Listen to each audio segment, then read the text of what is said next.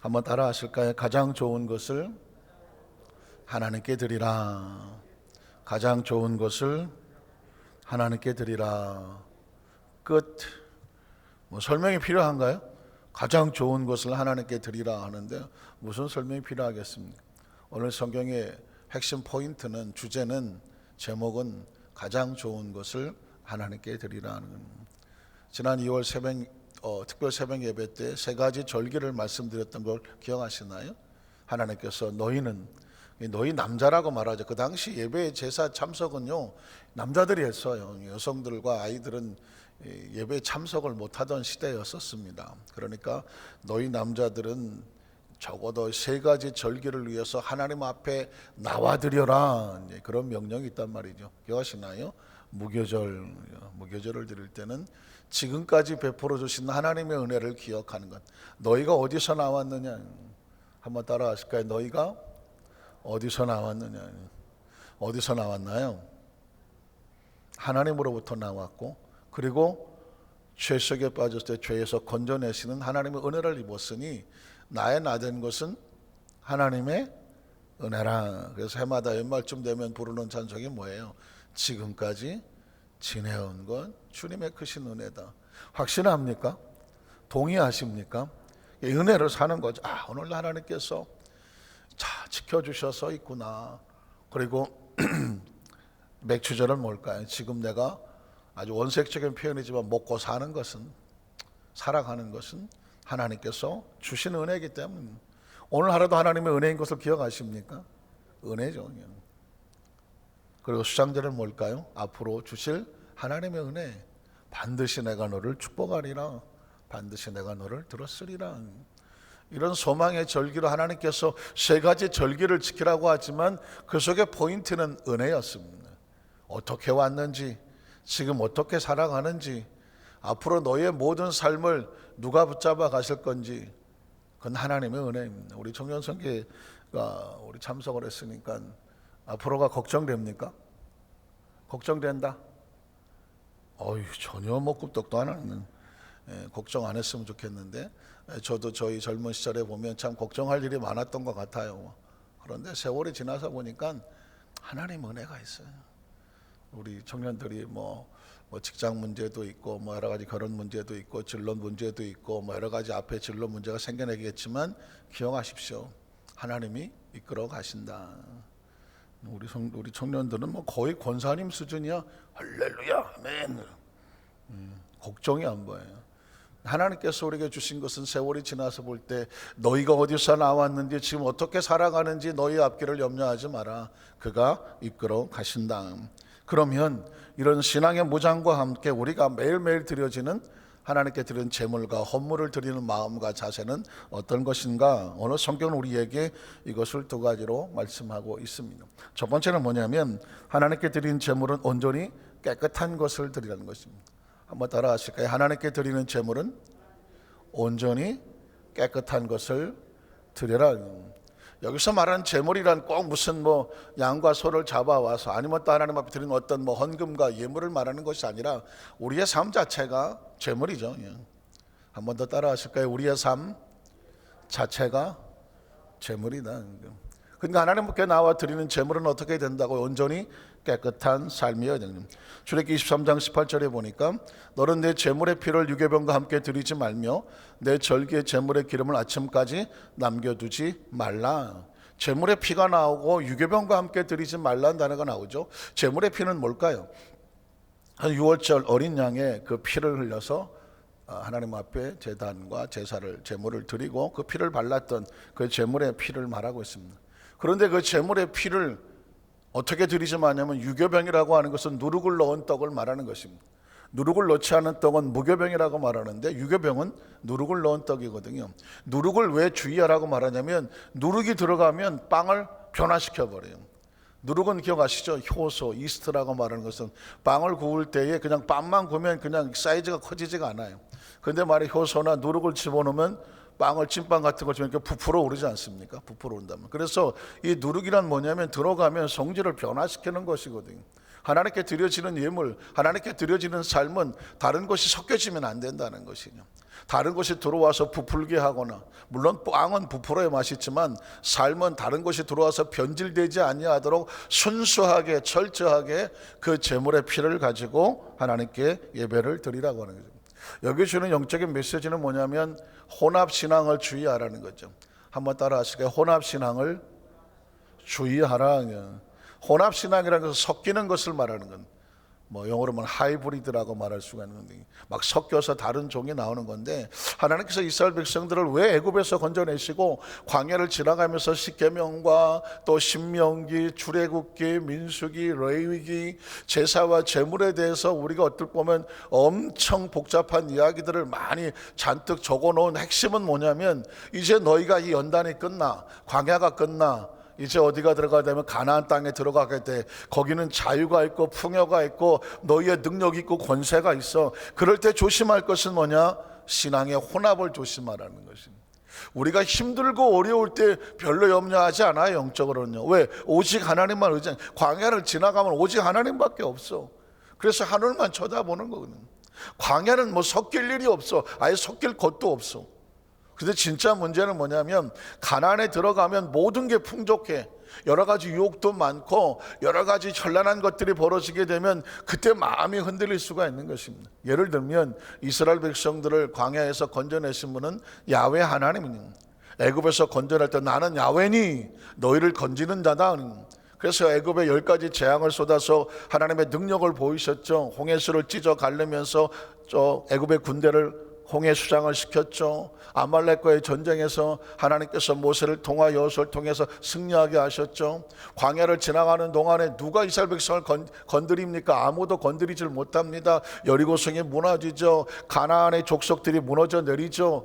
야훼는 전쟁의 신이죠. 승리하게 하는 신이죠. 그러니까 이스라엘 백성들 머릿속에 야훼 하나님은 전장하신 하나님, 그래서 그들을 인도하셨던 하나님인데, 가나안 땅에 와서 보니까 이제 가나안 땅은 정착을 하게 되잖아요. 광야를 지날 때는 계속 움직여야 돼요. 유목민이에요. 그런데 가나안 땅에 가니까 이제는 농사를 지어야 되거든요. 정착을 하니까. 그러면서 수확을 얻어야 되거든요. 그런데 가만히 보니까 이스라엘 민족이 광야를 지날 때는 하나님이 필요했어. 왜? 전쟁에 승리케 하신 하나님이 필요했는데, 가나안 땅에 농사를 짓다가 보니까 이젠 전쟁이 없어. 전쟁이 없다가 보니까 그 가나안 지역에 섬기는 신이 있는데, 그 신의 일이 뭐냐면 발발 떠는 바알신인. 가나안 족속들이 계속 바알신을 섬겨. 이유가 뭐냐?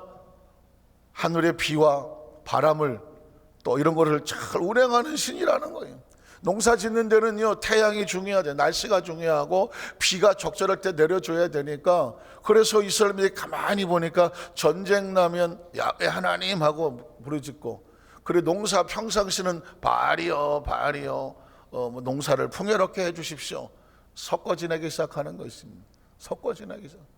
그래서 그 선지자들이, 그리고 하나님의 사람들이 그렇게 이스라엘 민족에 대해서 그들을 경계하고 책망하고 외쳤던 이야기가 뭐냐면, 너희가 왜 세상에서 섞여 사느냐.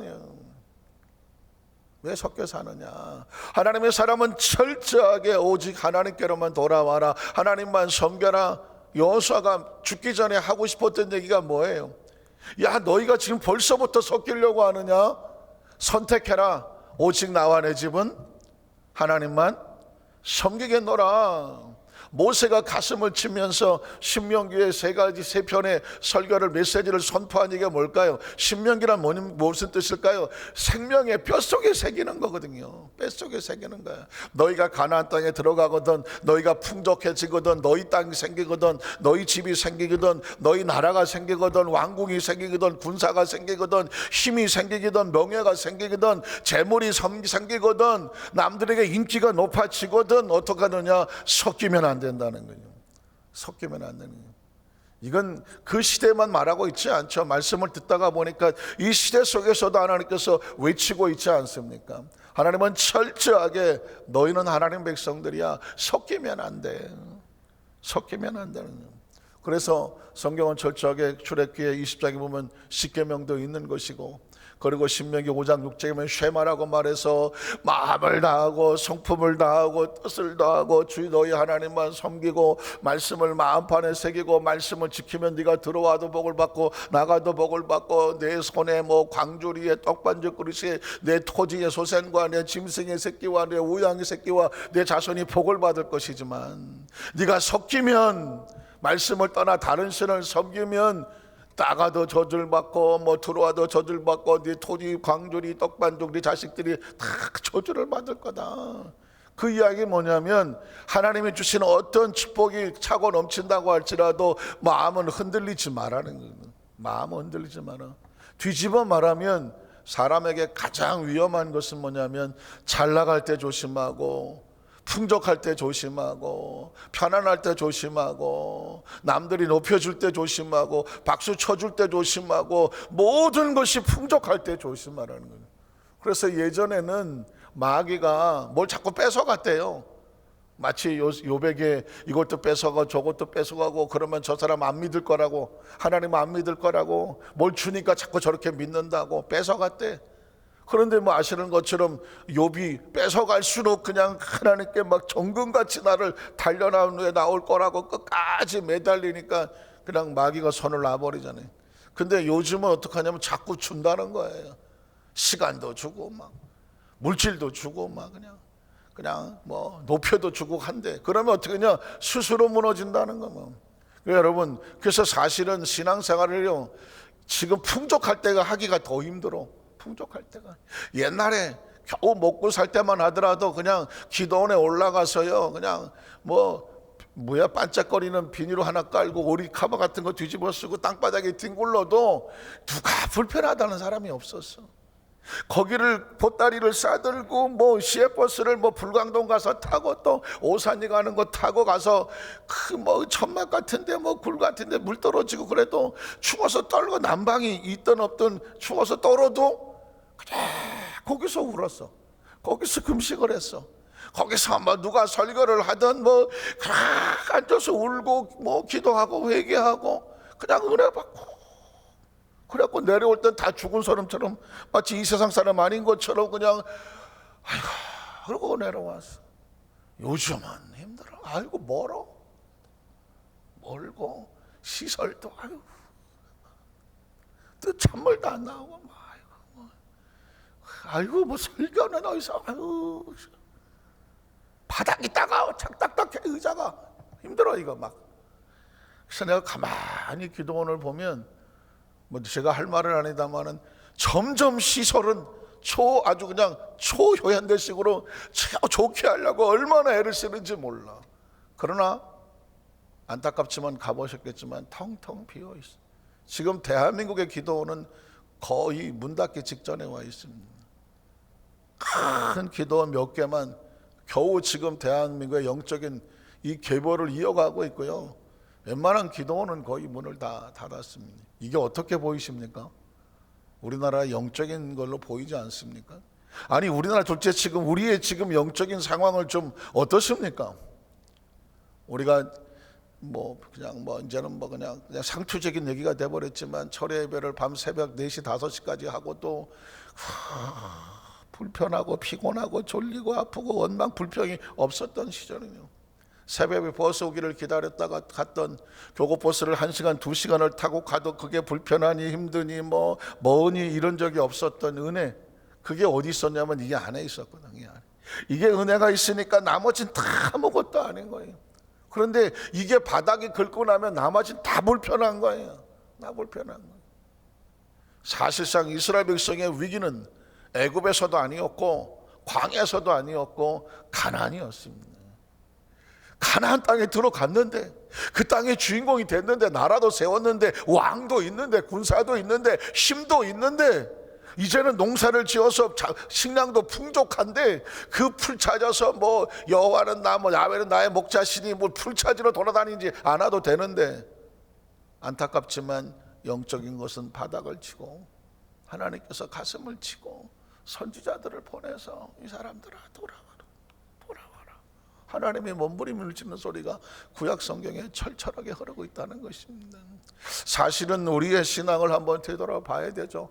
저를 포함해서 우리 모두가 과연 우리의 신앙은 얼마나 처음과 지금과 잘 유지가 되고 있는가, 혹시 변질된 것은 아닌가, 나도 모르게 뜨뜻미지근하게 그냥 그냥 적당하게 막 흘러내려가고 있는 것은 아닌가, 어느 날 보니까 미지간 물에 있는 깨고락지가 삶아 죽는지도 모르고 그냥 하고 있다 주저앉는 것은 아닌지, 우리가 영적으로 돌아볼 필요가 있는 이유는 뭐냐면, 하나님께서 우리에게 말씀하는 것은 철저하고 순수한 너의 진정한 신앙을 하나님께 고백합니다.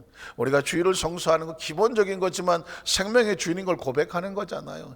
그리 사느냐, 모든 게 신앙 고백입니다. 뭐 전능하사 천지 이것만 신앙 고백이 아니, 이건 아주 기본적인 기초 중에 이런 하나님을 믿습니다라는 교리적인 신앙 고백이고, 신앙 고백은 삶 속에서 그가 어떤 말을 하느냐, 어떻게 누구 소리를 듣느냐, 어디를 가느냐, 무엇 누구를 만나느냐, 주의 성수는 생명의 주인 된 것이니까 신앙 고백이죠. 주의 성수를 하라 말하는 어린 갓난아기에게 길 건너갈 때 손 들고 건너세요, 가장 기본적인 거잖아요. 우리가 11절 드리는 것도 물질의 주인이 하나님입니다 라고 하는 가장 기본적인 얘기를 하고 있는 것입니다. 그리고 우리가 헌신하고 봉사하는 것은, 예배하는 것은 뭐냐면 내 생명과 내 건강을 주시는 분이 하나님이라는 것을 내가 스스로 자발적으로 감사로 봉사를 하는 거지. 내가 왜 이걸 해야 되냐, 나밖에 할 게 없냐, 힘들어 죽겠는데 왜 나오라. 이건 뭐가 없는 건가요? 은혜가 다 떨어져서 차가 못 움직이는, 늘 얘기했지만 아무리 좋은 차도 기름 떨어지면 꼼짝도 못합니다. 그 기름이 충만해지는 것을 은혜 충만이라고 말하고, 은혜가 충만하고 기름이 충만하면 앞에 어떤 장애물이 있어도 푹 치고 나가는 거니. 은혜가 충만하면 누가 날 시험 들게 합니까? 아이고 너도 할렐루야고 너도 할렐루야다, 뭐 할렐루야 하고 가요. 그냥 할렐루야를 건드리지만 누가 시키지 않아도 할렐루야가 나오는데, 이 기름이 떨어지면 조금만 앞에 언덕만 있어도 아이고 힘들어서 못 올라가고 주저앉는 거예요. 구약시대 성경에 있는 출애굽기 말씀이 이 시대 속에서 우리에게도 여전히 외치고 있는 이유는 뭐냐면, 신앙은 수천 년 전이나 앞으로 수천 년 후나 다 똑같은 상황이나 앞으로는 더 힘들 거예요. 더 힘들 거예요. 가장 인간이 편할수록 신앙은 가장 큰 도전이 됩니다. 그래서 어떻게 합니까? 스스로 자기를 낮추고, 스스로 자기 몸을 겸비하게 해서 기도원을 찾던, 금식을 하던, 작정 예배를 드리던, 더 하나님께 영적으로 충만하려고 몸부림을 치는 이유가 뭐냐면, 세상과 섞이지 않는 신앙의 고백을 하라는 것입니다. 한 가지 더 말씀드린, 하나님께 드린 제물은 가장 좋은 것으로 드리라는 것입니다. 한번 따라 하실까요? 하나님께 드리는 제물은 가장 좋은 것으로 드려야 한다. 하나님에 대한 가장 좋은 것에 대한 이미지가 있나요? 하나님께는 가장 좋은 것을 드려야 된다고 하는 이미지가 있으시냐고요.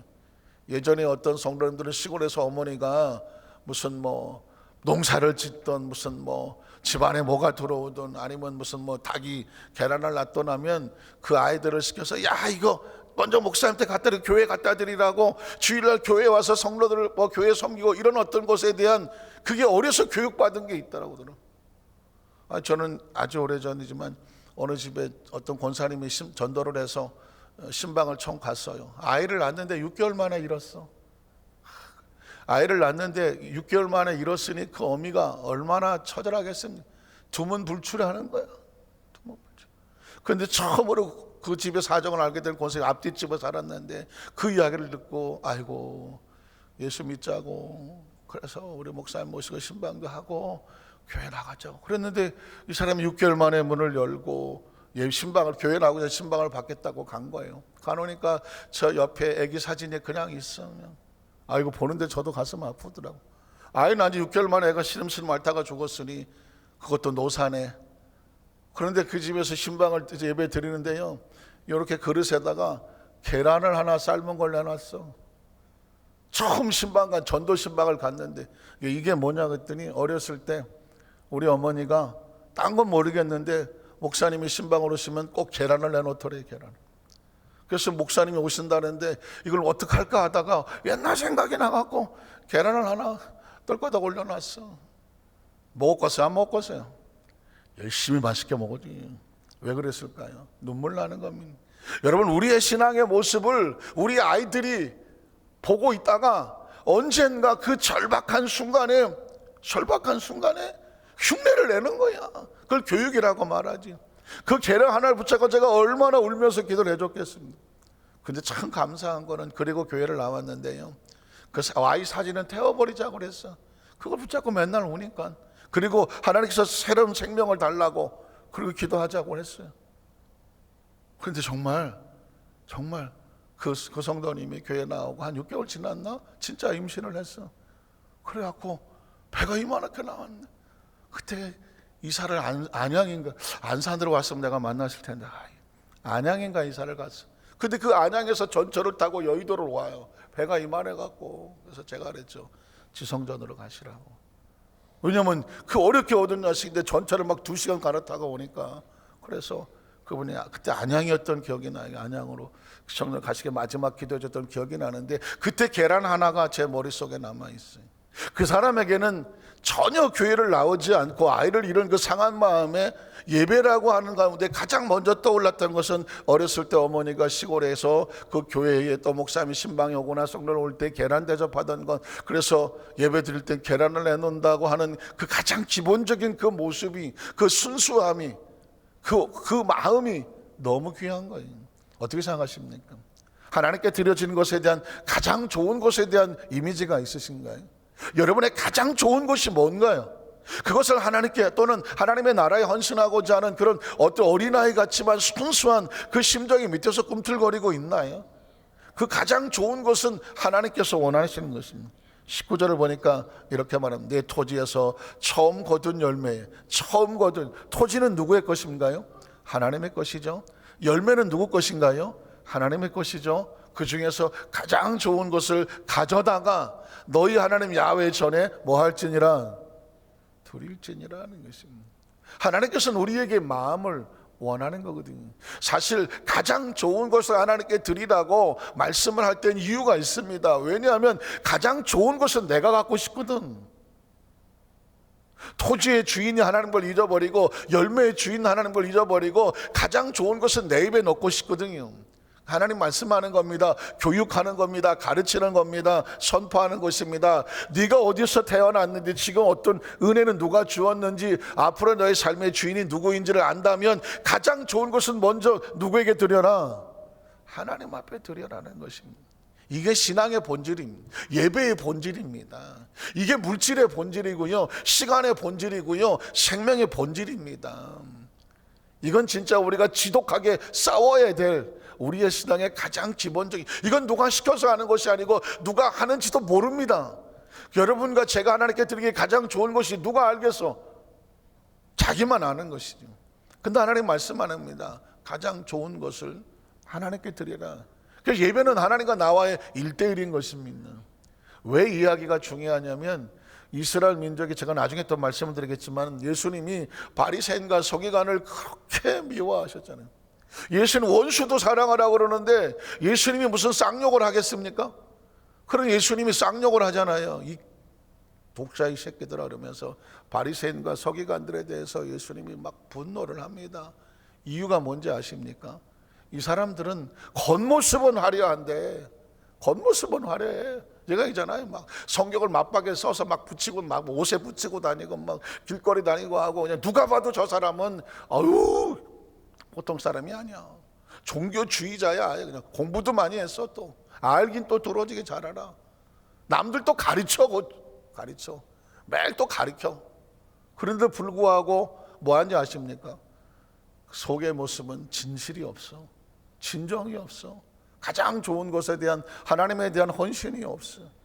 이스라엘 민족이 중심이 없어서 예물을 집에서부터 가져오지 않고 성전 근처에 와서 그냥 대충 적당히 사서 양 사고 소 사고 뭐 염소 사고 그냥 비둘기 사고, 그리고 와서 아무것도 준비 안 하고 왔다 성전 근처에 와서 잔돈 막 바꿔갖고 그거를 성전에 드린다고 드려지고, 하나님이 그런, 야 이 새끼들아 갖고 오지 마라.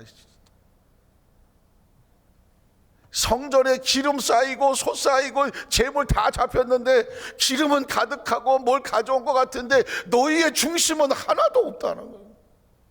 하나님께서 원하는 것이 이 기름진 제사냐? 아니다. 난 너희가 하나님을 알고 하나님의 은혜를 알고 하나님의 사랑을 알기를 원해서 난 너에게 원하는 건 중심이라는 중심. 하나님께서 제발 좀 재물이고 피고 기름이고 아주 넌덜머리가 난다고 해서 그건 뭘까요? 의미도 없는 재물, 감사도 없는 찬양, 중심도 없는 기도, 마음에 은혜가 없는 예배. 왜 이런 얘기를 하냐면 신앙이 오래되다 보니까 자기도 모르게 그냥 습관주의자가 되고 그냥 드리면서도 그냥 의미가 없고 감사가 없고 하나님께서 가장 싫어하는 것은 중심에 감사가 없는 거예요. 앉아있어 뭔가 그걸 못마땅하고 뭔가 서운하고 뭔가 그냥 꺼림칙하고 하나님 그걸 원하지 않는 거예요. 그럼에도 불구하고 하나님 앞에 눈물로 감사하고 차라리 저 성전 기둥 뒤에 숨어서 내가 죄인이라고 차라리 세리가 창기가 난 내 죄를 안다고 몸부림치는 그 기도가 차라리 저의 기도가 진짜라고 그러는 위선이 싫다고 가식이 싫다고 형식이 싫다고 겉만 번지르한 신앙 싫다고 그런 걸로 나 속이려고 하지 말라고. 하나님은 만유의 여김을 받지 아니하신다고.